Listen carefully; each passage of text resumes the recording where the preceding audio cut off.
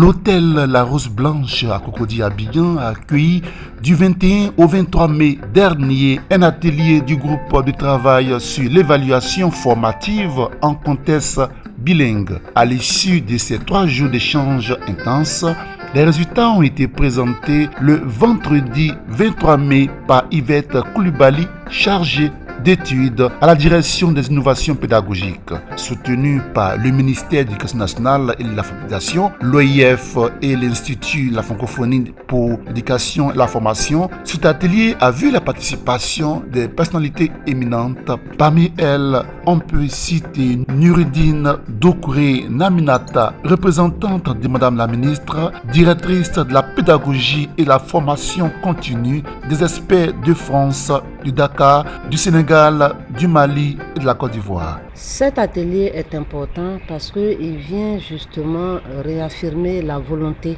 des autorités politiques et éducatives de la Côte d'Ivoire, notamment Madame la ministre de l'Éducation nationale et de l'alphabétisation, professeure Marguerite Okone, de donner à chacun des élèves ivoiriens la chance de réussir son parcours scolaire. Que ce soit par l'usage de la langue maternelle comme médium premier d'enseignement-apprentissage ou que ce soit le français. Et donc le choix du bilinguisme, c'est pour donner à chacun des élèves la chance de réussir son parcours scolaire selon les potentialités dont il dispose. Si c'est la maîtrise de la langue maternelle, alors l'enseignement pourrait commencer dans cette langue-là. Et cela a l'avantage également d'éviter le choc, je dirais le choc cognitif, le choc émotionnel de l'enfant qui, dès le premier contact avec l'école, c'est une langue qui lui est étrangère, c'est une langue qu'il ne comprend pas. Et donc il y a comme une sorte de continuité entre le domicile et l'école à travers le médium qu'est la langue maternelle d'enseignement pour les premiers moments.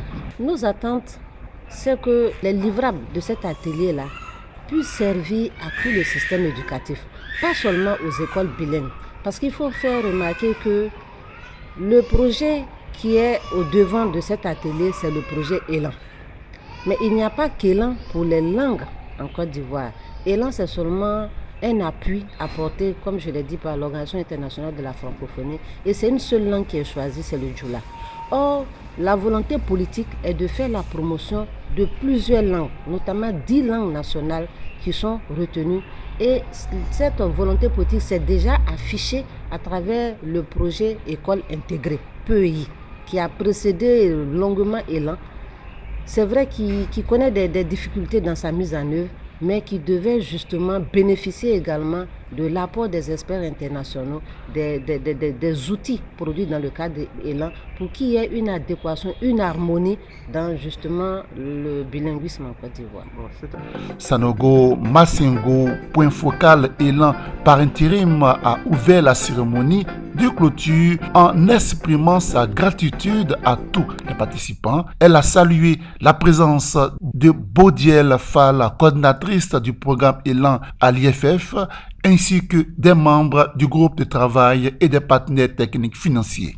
Dans son discours, elle a souligné l'importance de cet atelier qui vise à renforcer les capacités des acteurs éducatifs dans le cadre de l'enseignement bilingue. Je tiens avant tout à exprimer mes sincères reconnaissances à l'ensemble des participants, experts, partenaires et collaborateurs qui ont pris part à ces travaux. Votre présence et votre engagement témoignent de l'importance que nous accordons collectivement à l'amélioration de nos systèmes éducatifs. Cette rencontre, qui s'est tenue du 21 au 23 mai 2025, a revêtu une importance majeure. En effet, l'enseignement bilingue constitue un levier fondamental dans notre quête commune d'une éducation inclusive, équitable et de qualité pour tous. Durant ces 3 journées d'échange, vous avez partagé vos expertises, vos expériences de terrain, ainsi que vos visions ambitieuses pour l'avenir de nos systèmes éducatifs. Grâce à vos travaux collaboratifs, une base méthodologique solide a pu être posée pour la conception des outils d'évaluation formative adaptés au contexte bilingue. Ces outils seront contextualisés dans les pays partenaires et expérimentés dans les 3 premières années du primaire en Côte d'Ivoire et en République démocratique du Congo. Je tiens à saluer l'engagement remarquable dont chacun et chacune d'entre vous a fait preuve. Vos contributions ont enrichi les débats, permis de faire émerger des orientations claires et renforcer notre conviction commune, celle que l'évaluation formative, lorsqu'elle est bien pensée et bien appliquée, peut véritablement transformer les pratiques pédagogiques au bénéfice des apprentissages des élèves. Je souhaite également rendre un hommage appuyé au travail de l'Organisation internationale de la francophonie à travers l'IFEF et le programme ELAN, ainsi qu'aux experts mobilisés et à l'ensemble de l'équipe du groupe de travail. Leur professionnalisme, leur rigueur et leur dévouement ont été des piliers essentiels à la réussite de cet atelier. Alors que nous nous apprêtons à regagner nos pays respectifs, je formule le vœu que cette dynamique collaborative se poursuive et s'intensifie. Ensemble, nous avons la capacité de doter nos enseignants d'outils d'évaluation crédibles et adaptés qui leur permettront de mieux accompagner leurs élèves dans des parcours d'apprentissage bilingue exigeants mais porteurs de réussite. C'est sur cette note d'espoir, empreinte de confiance en notre action collective, que je déclare clos l'atelier du groupe de travail évaluation formative en contexte bilingue. Je vous remercie. Au cours de cet atelier, les participants ont partagé les expertises et les expériences contribuant à la création d'une base méthodologique pour des outils d'évaluation formative adaptés au contexte bilingue qui seront expérimentés dans les 3 premières années du primaire en Côte d'Ivoire et en République démocratique du Congo. Sanogo Massengo a également salué l'engagement remarquable des participants qui ont enrichi les débats et permis d'émerger des orientations claires. Elle a mis en avant le potentiel transformateur de l'évaluation formative qui, bien appliquée, peut améliorer les pratiques pédagogiques et favoriser les apprentissages des élèves. Un hommage particulier a été rendu à l'Organisation internationale de la francophonie, à l'IFEF, et à tous les experts impliqués dont le professionnalisme a été crucial pour la réussite de cet atelier. L'atelier a donc été une occasion de partager et de développer, laissant les participants satisfaits et motivés pour mettre en œuvre les nouveaux acquis. L'atelier a été une occasion de partage et de développement, laissant les participants satisfaits et motivés pour mettre en œuvre les nouveaux acquis. La prochaine étape de cette activité est prévue en République démocratique du Congo. Il faut noter qu'en Côte d'Ivoire, il y a 37 écoles où l'on enseigne 10 langues nationales, à savoir l'Abidji, l'Agni, l'Aké, le Baoulé, le Bété, le Senufo, le Malinké, le Koulongo, le Toura et le Yakoba. Cet événement ne se limite pas à une simple rencontre académique, mais constitue un véritable levier pour l'avenir de l'éducation en Afrique, unissant les efforts des pays participants pour surmonter les défis de l'évaluation dans des contextes bilingues. C'est de l'activité à laquelle on participe là pour ces 3 jours, étant co-organisée entre l'IFEF et le MENA, donc le ministère de l'Éducation nationale et de l'alphabétisation de la Côte d'Ivoire.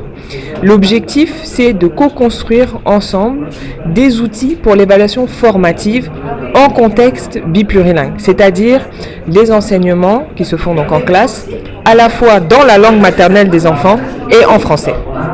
L'appel que je lance, en fait, c'est un appel finalement qui est assez large, qui s'adresse pas seulement ici, nous, acteurs de l'atelier, mais également à toutes les autorités éducatives des pays partenaires, c'est de pouvoir donner la chance aux enfants de mieux apprendre, d'apprendre de manière plus efficace, plus inclusive, plus équitable et plus pérenne.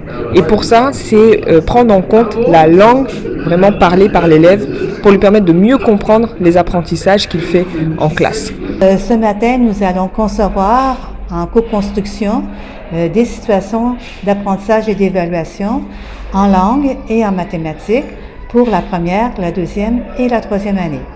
Alors, il y a comme deux volets. Le premier volet, c'est qu'ils s'approprient la façon de faire pour être capable de concevoir à leur tour et de mettre à la disposition des enseignants des situations d'apprentissage et d'évaluation qui sont vraiment contextualisées à leur pays et à leur niveau.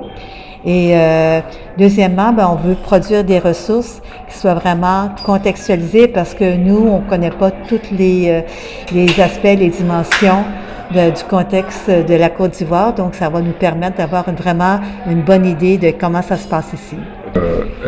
Le travail que nous sommes en train de faire ici concerne ce que nous appelons l'évaluation formative.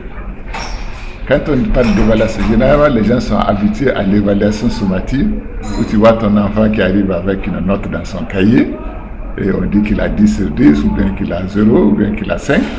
Bon, l'évaluation formative, c'est autre chose. L'évaluation formative, son objectif, c'est d'aider l'enfant à mieux apprendre, d'aider l'enseignant à mieux organiser sa leçon pour que ses enfants réussissent mieux.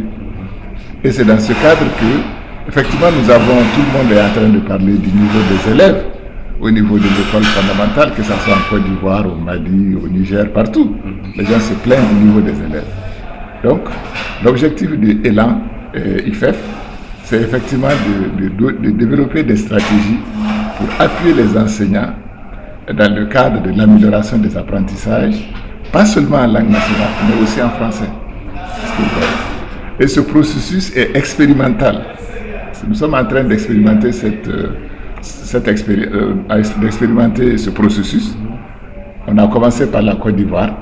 Le choix a porté sur la Côte d'Ivoire et la RDC. Mademoiselle Ouattara Gisèle, je suis enseignante à l'EPP, plutôt à l'IEP de Mangono. Voilà, je suis là dans le cadre de l'atelier de la formation évaluative de ELAN. Je suis vraiment satisfaite parce que nous avons, en tant qu'enseignants, appris beaucoup de choses et nous avons eu des renforcements au niveau de l'enseignement apprentissage au niveau de ELAN. Nous avons appris beaucoup de choses et je pense que d'ici nous allons pouvoir